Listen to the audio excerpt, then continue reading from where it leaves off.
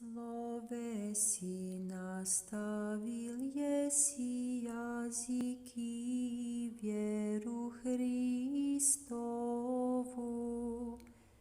делиже возвисил еси себе к божественней жизни.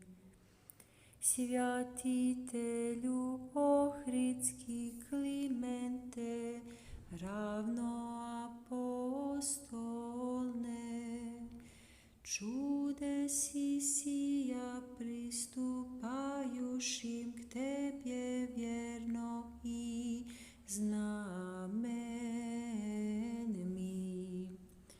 озаряя церковь преславно, сего ради честно